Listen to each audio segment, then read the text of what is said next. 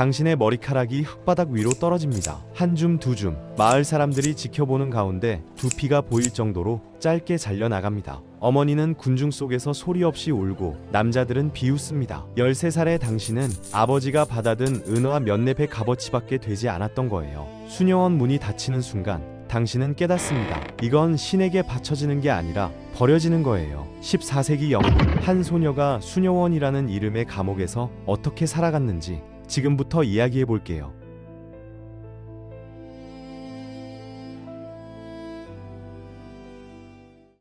당신은 영국 어느 작은 마을에서 태어납니다. 집안에는 땀 냄새, 값싼 맥주 냄새, 삶은 야채 냄새가 뒤섞여 있고 아버지는 식탁에 올라오는 음식보다 술을 더 많이 들이킵니다. 어머니는 손이 갈라지도록 빨래를 하고 남은 음식 찌꺼기로 아이들을 먹여 살리려 애를 쓰죠. 형제가 5인데 당신은 막내예요. 남자 형제들은 아버지를 따라 사냥터에 가서 남자들끼리 어울려 놀다가 해가 질 때쯤 집으로 옵니다. 하지만 당신은 5살이 되기도 전에 바닥 청소하는 법을 배우고 7살엔 어머니를 도와 음식을 만들어요. 9살쯤 되면 당신은 어린 시절이 즐거울 거라는 기대를 완전히 버리게 돼요. 아버지는 술만 마시면 대놓고 중얼거리죠. 딸년들은 밥값도 못하는 쓸모없는 것들이야. 12살이 됩니다. 매일 구혼자들이 결혼하겠다고 줄을 서는데 심지어 아버지 또래의 남자들도 있어요. 그들이 진짜 원하는 건 당신이 아닙니다. 14세기 영국은 모두가 생존을 위해 발버둥 쳐야 했기 때문에 아버지에게서 지참금을 뜯어내려는 거죠. 그러던 어느 날 아버지가 소식을 듣고 옵니다. 동네 수녀원에서 수녀를 모집한다는 거예요. 교회는 아버지에게 겨울 동안 충분한 지원을 약속했고 당신에게 한마디 상의도 없이 수녀원 헌납 서류에 서명해버립니다. 당신은 그렇게 팔려나가요. 끌려가는 날 군중 앞에서 수녀들이 당신의 머리카락을 자릅니다. 여자들은 축복의 말을 속삭이고 어머니는 눈물을 흘리지만 아무도 막아주지 않아요. 수녀원은 밖에서 보기엔 평화로워 보입니다. 조용한 기도와 온화한 수녀님들을 기대하게 되죠. 하지만 문이 닫히는 순간 환상은 산산조각이 나요. 첫날 아침은 새벽 4시 종소리와 함께 시작됩니다. 고참 수녀가 당신의 침상을 발로 차며 속삭여요.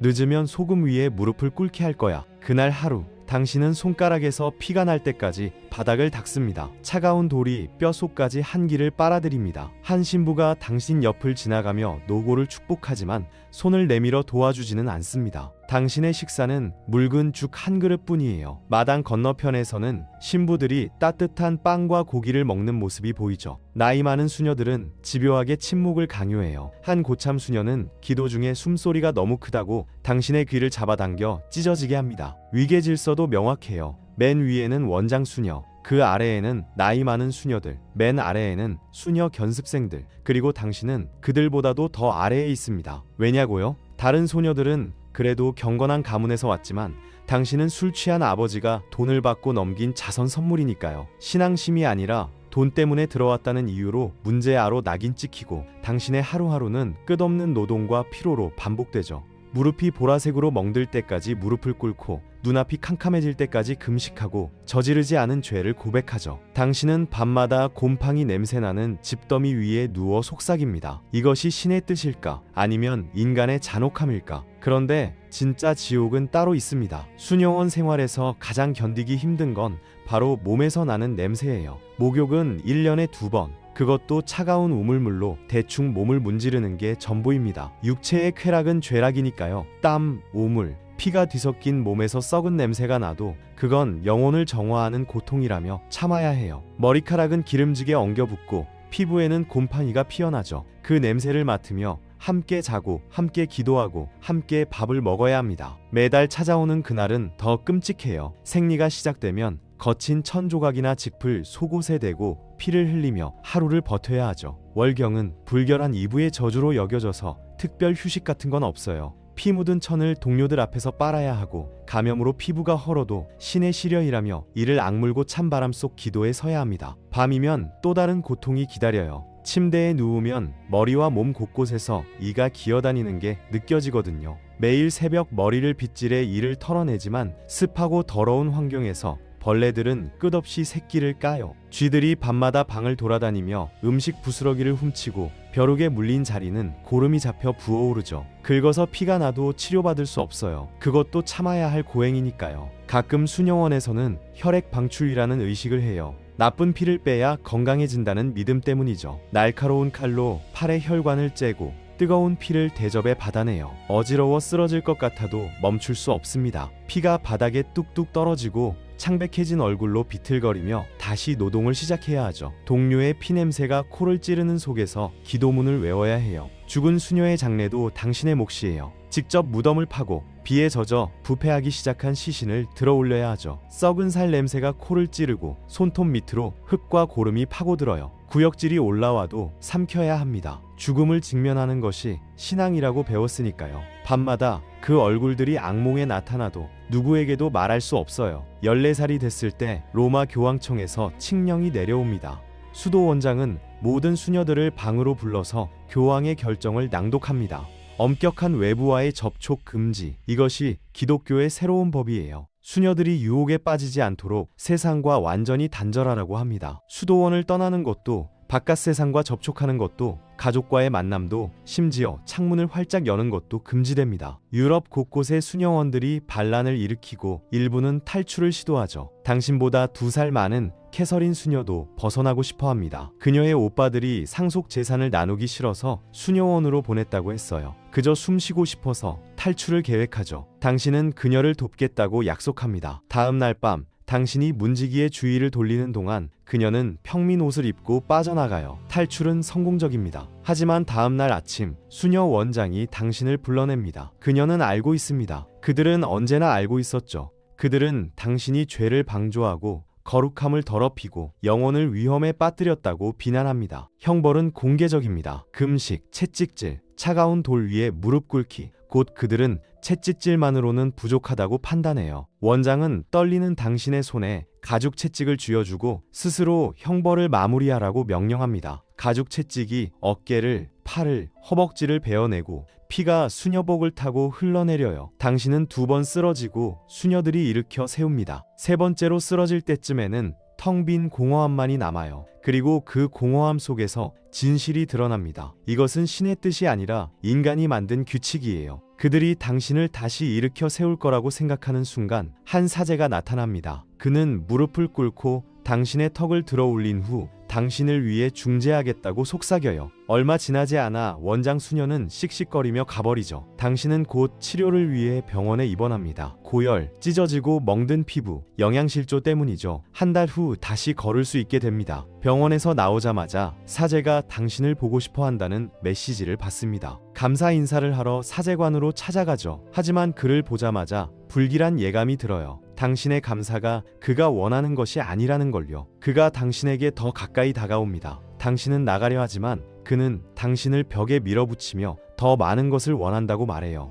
바로 이 순간 당신은 그의 자비에는 대가가 따른다는 것을 깨닫습니다. 처음에는 저항하지만 그는 과거의 형벌을 상기시켜요. 그래서 당신은 얼어붙고 결국 복종하게 됩니다. 당신은 스스로에게 아무것도 아니라고, 곧 끝날 거라고 되뇌입니다. 하지만 날카로운 고통이 당신을 비명을 지르게 합니다. 고통이 끝난 후 당신은 그의 행동이 교회에 반하는 것이라고 말해요. 그는 확신에 찬 목소리로 대답하죠. 내가 바로 교회다. 사제가 당신을 지도하는 시간이 반복되고 다른 수녀들은 두려움 때문에 모르는 척 합니다. 잘못된 관심을 받으면 어떤 일이 벌어지는지 그들은 잘 알고 있으니까요. 그리고 당신은 수녀원의 진정한 실체를 보게 됩니다. 이곳은 하느님의 집이 아니라 공포와 돈, 비밀로 굴러가는 조직이에요. 아침에는 경건함을 설교하는 원장 수녀가 오후에는 토지 거래를 협상합니다. 평소엔 바깥 세상과 철저히 단절하라고 강요하던 수녀원이 부유한 귀족들이 찾아오면 문을 활짝 열죠. 당신은 주변의 많은 수녀들이 그들에게 희생당했다는 사실을 알게 돼요. 몇 달 후 당신은 갑작스러운 병으로 일상이 깨집니다. 굶주림과 피로는 익숙하지만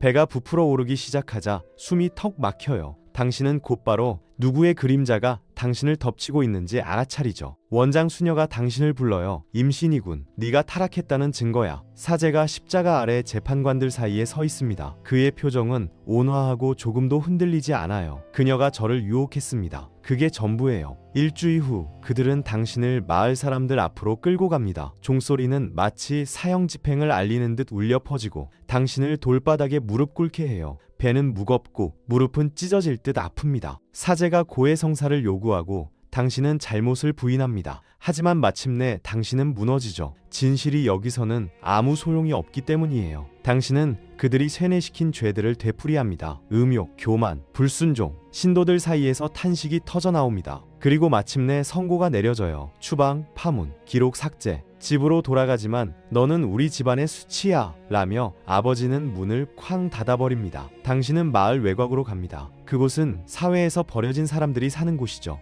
무너져가는 판잣집에는 추방당한 소녀들이 살고 있습니다. 몇 달 후 당신은 홀로 아이를 낳아요. 마을 사람들이 듣지 못하도록 돌에 얼굴을 묻고 비명을 지릅니다. 산파도 어머니도 없이 홀로 진통을 견뎌내죠. 떨리는 손으로 아기를 품에 안았을 때 당신은 속삭여요. 세상이 널 미워하더라도 살아가렴. 당신은 이곳에서 아들을 키웁니다. 남이 버린 음식 찌꺼기를 주워 먹고 약초를 모으고 품을 팔아 딱딱하게 굳은 빵을 얻죠. 아이는 빨리 자라고 항상 배고프고 자신을 거부하는 세상을 바라보고 있어요.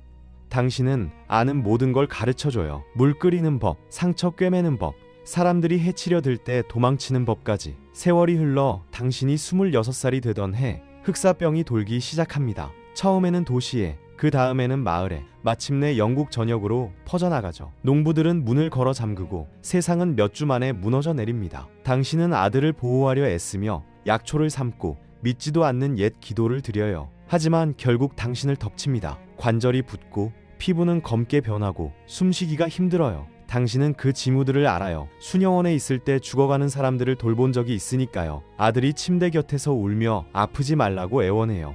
당신은 그에게 떠나라고, 가까이 오지 말라고 말합니다. 하지만 그는 말을 듣지 않아요. 며칠 후 아들 목이 검게 변하고 당신의 마음은 무너져 내립니다. 병이 폐를 갉아먹는 와중에도 당신은 그를 꼭 껴안아요. 마지막 기도를 올립니다. 살아남아라. 그리고 다음날 아침 당신은 폐가 더 이상 아프지 않게 됩니다. 조용히 세상을 떠난 거예요. 밤이 되자 전염병으로 죽은 시신들을 수거하러 수레가 도착합니다. 그들은 당신을 들어올려 시체 더미 위로 던집니다. 수레는 공동묘지 구덩이로 향하고 당신들을 쓰레기처럼 내던지죠. 수의도, 기도도, 표식도 없이 당신은 흔적도 없이 사라져요. 결국 고통받다 쫓겨난 여자들은 기록조차 되지 않죠. 아무도 당신의 이름을 기억하지 않아요. 당신의 삶은 교회가 여성에게 원했던 대로 존재하지만 존재하지 않는 것처럼 조용히 사라진 거죠. 역사는 승자의 기록이라고 하죠. 하지만 어쩌면 진짜 역사는 이름 없이 사라진 사람들의 침묵 속에 있는 건 아닐까요?